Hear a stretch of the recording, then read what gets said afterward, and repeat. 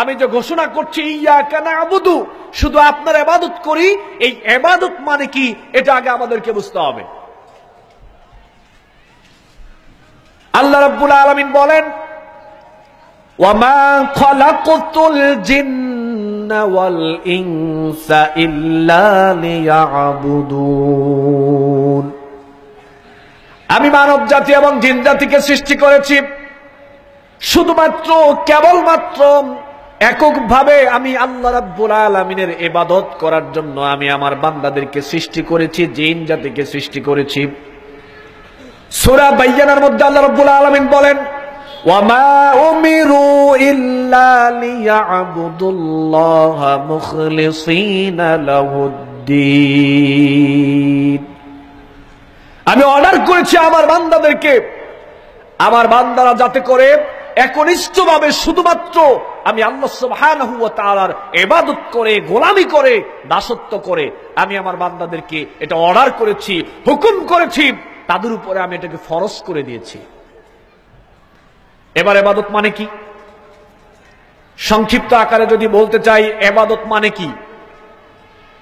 ইবাদত মানে হচ্ছে আল্লাহ সুবহানাহু ওয়া তাআলার আদেশ এবং নিষেধকে মেনে চলা।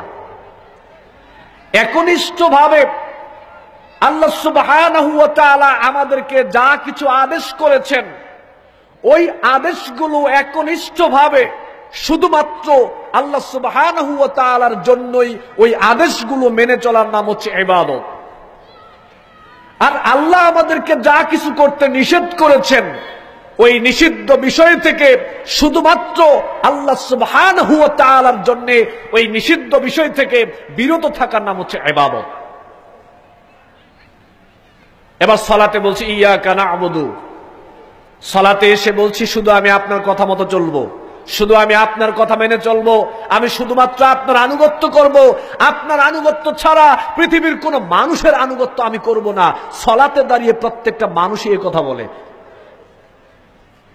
কিন্তু বাহিরে গেলে এখনকার সমাজের দিকে যদি তাকাই, মানুষ যতটা বেশি আল্লাহর আনুগত্য করে তার চাইতে আরো অনেক বেশি মানুষ এখন মানুষের আনুগত্য করে। অথচ সালাতে বলছে ইয়াকা না'বুদু, আমি শুধুমাত্র আপনার ইবাদত করি, আপনার আনুগত্য করি, কিন্তু বাহিরে গিয়ে দেখা যাচ্ছে তার ব্যতিক্রম।